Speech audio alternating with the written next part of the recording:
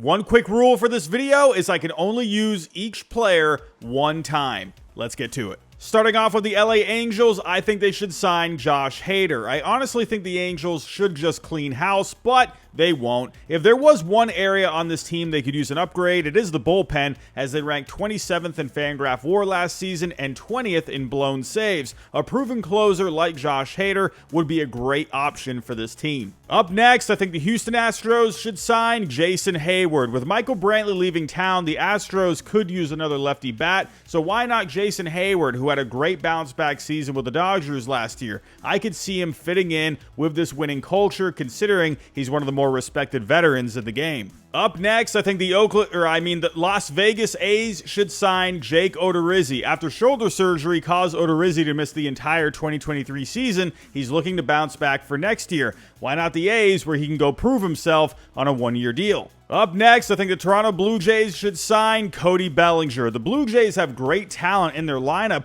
but they lacked thump at times last year, considering they only ranked 18th in ISO percentage, or how often a player hits for extra bases, and also lacked speed, as they only ranked 27th in base running. One guy that can help improve both of those areas for them is Cody Bellinger, who had a great bounce-back season with the Cubs. Over 130 games, he hit .307 with an .881 OPS, a .134 WRC+, and 26 home runs, along with 20 stolen bases, while ranking in the top 15% in base running. Up next, I think the Atlanta Braves should sign Sonny Gray. With the Braves heading into next season with question marks in their rotation due to Kyle Wright no longer being with the team, Charlie Morton not getting any younger, and Bryce Elder having a tough second half last season, it could benefit them to go after one of the better starting pitchers available in Sonny Gray. With Sonny Gray emerging as one of the better pitchers in baseball last season, it would give the Braves a more formidable 1-2-3 in their rotation for the postseason. While there are some other starting pitchers out there, I think Sonny Gray fits into the Braves timeline a little bit better, because most likely he's going to get less years on his deal, considering he's already 34 years old. Up next, I think the Milwaukee Brewers should sign Luis Severino. With each day that passes, it looks more likely that Corbin Burnes will be traded and Brandon Woodruff is no longer with the team.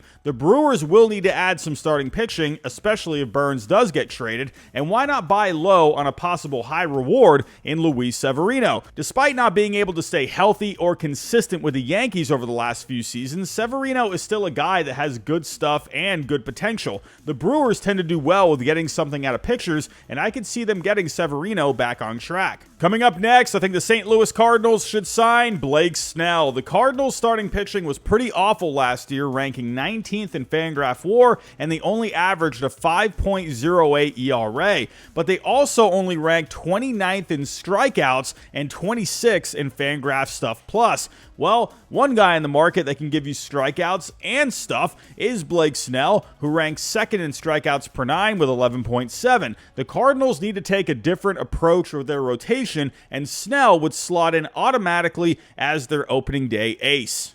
Up next, I think the Chicago Cubs should sign Matt Chapman. Cubs fans have names like Shohei Ohtani, Cody Bellinger, and Yoshinobu Yamamoto on their minds, but I personally think a great option for them would be Matt Chapman. Sure, his bat fell off last season after a hot start, but a lot of Blue Jays bats underperformed last season. We saw what the Cubs could do with Bellinger, and I think they can keep Chapman's bat a bit more consistent. However, the big thing with Chapman is his defense, as he continues to be one of the best third baseman in the game. Sure, it's not what it used to be, but it's still very good, as he ranked third in defensive runs saved among third basemen last year. Having Chapman alongside Dansby Swanson would give the Cubs an elite left side of the infield. Up next, I think the Arizona Diamondbacks should sign Jorge Soler. The defending National League champion D-backs are looking to take a step forward, and one area they could really use a boost in is the power department, as they only rank 22nd in home runs, 19th in ISO percentage, and 17th in slugging.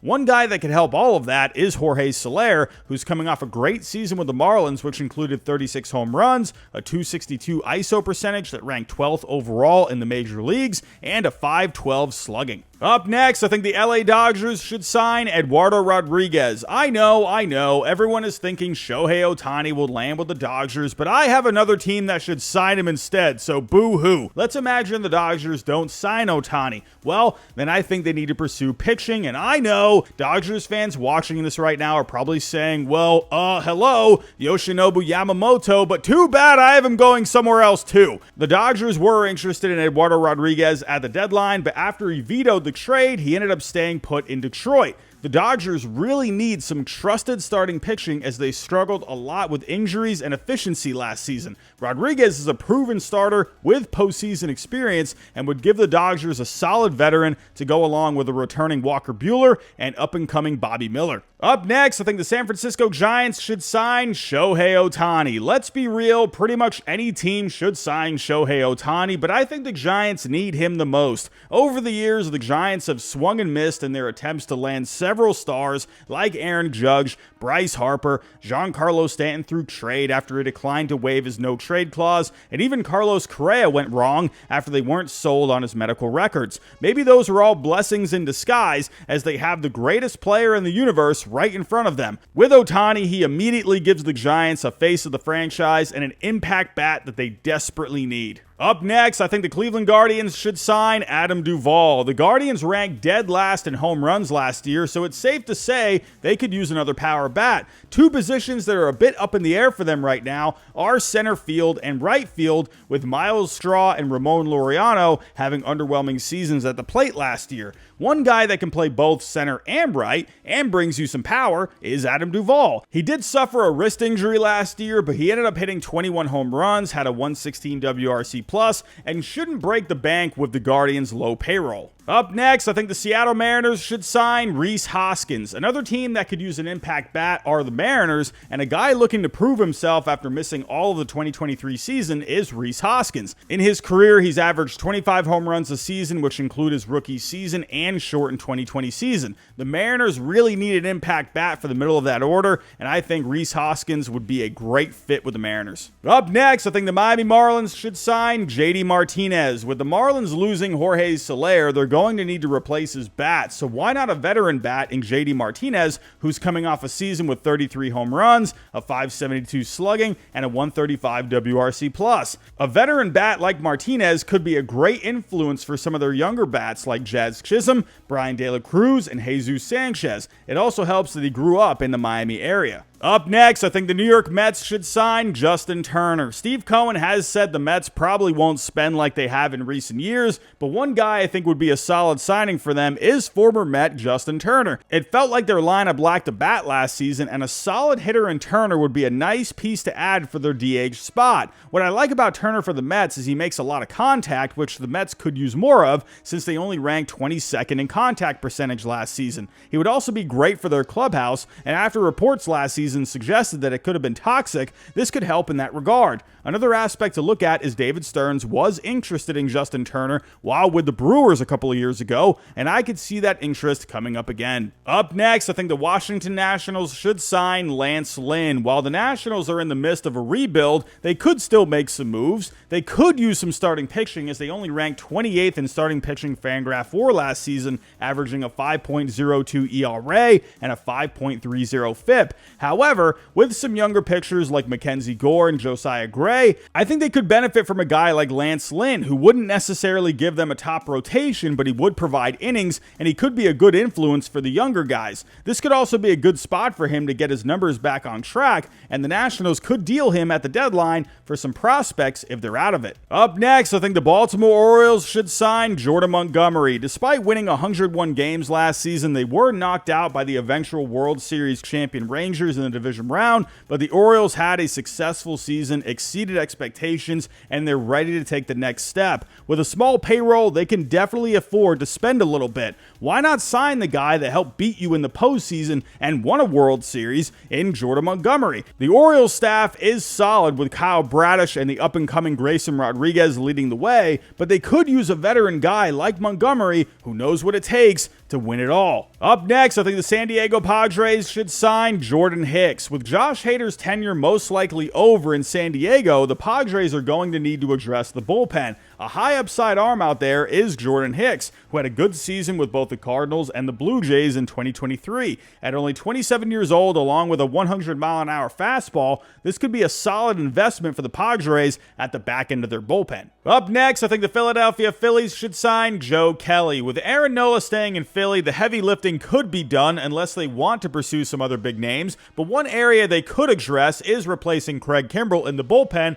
whose tenure with the Phillies is most likely over. Why not swap out a power arm for a power arm in Joe Kelly? Over 42 games last season, he struck out just under 14 batters per nine, and along with the postseason experience he has, he would be a great fit for the Phillies bullpen. Up next, I think the Pittsburgh Pirates should sign Yariel Rodriguez. The Pirates could be getting close to competing, and one guy they've been scouting heavily is Cuban pitcher Yariel Rodriguez, who's been dominating in Japan the last couple of years. At only 26 years old, he fits the time frame with where the Pirates are right now, and he could be a good high upside add for them as they try to get closer to competing. Up next, I think the Tampa Bay Rays should sign Aroldis Chapman. The Rays were a good team in 2023, but their bullpen was up and down. One thing their bullpen lacked was strikeouts, only ranking 18th in strikeouts per nine. Chapman, on the other hand, ranked second in strikeouts per nine. Sure, he can give people heart attacks, but he just won a World Series with the Rangers, and I would like to see what the Rays could get out of him as he enters into the latter part of his career. Up next, I think the Texas Rangers should sign Marcus Stroman. Speaking of infield defense, the Rangers infield ranked 5th in outs above average last season. Marcus Stroman ranked 3rd in ground ball percentage last season. Sounds like a perfect fit if you ask me. Up next, I think the Cincinnati Reds should sign Kyle Gibson. The Reds are an up-and-coming team with a lot of good young players. However, their rotation was in rough shape last season thanks to ineffectiveness and injuries. As a result, their starting pitching only ranked 25th in Fangraph WAR. With Kyle Gibson, he's a solid veteran who's going to give you a lot of innings, and he shouldn't cost all that much, but he's also going to bring a positive influence to the clubhouse, especially with all the young pitchers the Reds have. Up next, I think the Boston Red Sox should sign Yoshinobu Yamamoto. The Red Sox rotation was terrible last season, but with Craig Breslow and new pitching coach Andrew Bailey in the fold, they're looking to have some better starting pitching for next season. One guy I think they need to get is Yoshinobu Yamamoto, the top pitcher out of Japan in recent years. The Red Sox need a younger pitcher with high upside to build around for the coming years, and Yamamoto fits that mold perfectly. With the stuff he has on the mound, I can see Breslow and Bailey being all over this, trying to get the most out of him, and the Red Sox have also had a lot of experience signing Japanese players in the past. Up next, I think the Colorado Rockies should sign Kenta Maeda. It feels like the Rockies aren't really close to competing, but they desperately need starting pitching as German Marquez is going to miss all of next season. One free agent out there has actually had a lot of success at Coors Field, and that's Kenta Maeda. Over 11 games at Coors, Maeda has a record of 5-2 with an ERA of 3.86. Up next, I think the Kansas City Royals should sign Trevor Bauer. The Royals have a lot of young talent coming up the pipe, but they still feel like they're pretty far away from being serious contenders. Last season, they signed Aroldis Chapman and traded him by the deadline. Their return ended up being pretty good, as Cole Reagans was amazing for them down the stretch. Why not do the same thing again and sign Trevor Bauer to a one-year deal? He's looking for an opportunity to pitch in the majors again, and the Royals could really use some starting pitching. Sure, Bauer is a lightning rod anywhere he goes, but Kansas City usually lays pretty low when it comes to the media, and if he pitches well and the Royals are out of it, they could get a very good return for him if they traded him by the deadline like they did with Chapman. Up next, I think the Detroit Tigers should sign Lucas Giolito. The Tigers are looking to take a step forward next season with some good young talent, but with Eduardo Rodriguez opting out, they could use another veteran starter to help out the rotation. One guy out there did have a bumpy 2023, and that's Lucas Giolito, but I think the Tigers could be a good home for him. First off, he's more of a fly ball pitcher, and the Tigers have a pretty good outfield defensively. Most importantly, though, I think pitching coach Chris Fetter, who's done a great job with the young pitchers in Detroit, can help Giolito get back on track. Up next, I think the Minnesota Twins should sign Jung-Hoo Lee. With Michael Taylor becoming a free agent, the Twins are going to need someone out in center field. One thing the Twins lacked last season was contact, as they only ranked 26 in contact percentage. One player out there known for his elite bat-to-ball skills is Jung-Hoo Lee out of Korea. Over 7 seasons in the KBO, he has a batting average of .340 and was the KBO MVP back in 2022. He's also a great defender with very good speed, something the Twins could use more of, as they only ranked 18th in base running last season. Up next, I think the Chicago White Sox should sign Seth Lugo. The White Sox seem to be in limbo at the moment, as they have a new GM in Chris Getz running the show, and he's looking to retool the team. One thing they desperately need to add is good starting pitching, as their only reliable starter at this point is Dylan Cease. Someone like Seth Lugo, who's had some success the last couple of seasons, would be a nice piece to add for the rotation. And last but not least, I think the New York Yankees should sign Shota Imanaga. I would have liked to have gone with Cody Bellinger here, but I personally think Juan Soto is the guy they should pursue for the long haul. Sure, they could do both, but I personally don't see the Yankees doing that, with Soto looking for a long-term deal soon and Bellinger going to cost you a pretty penny as well. Instead, I think they should sign Imanaga. Of course, Yamamoto is the top prize coming out of Japan, but too bad my Red Sox need him more. Imanaga, however, would be a great addition for the Yankees alongside Garrett Cole and Carlos Rodon if he lives up to his contract. He throws a ton of pitches, including a nasty splitter and slider, and I can see pitching coach Matt Blake loving the chance to work with him. So that's my list. Tell me down below in the comments where you think some free agents should sign. But that's all I have for this video. If you can, on the way out, hit the like button, subscribe if you're new, and I'll talk to you next time.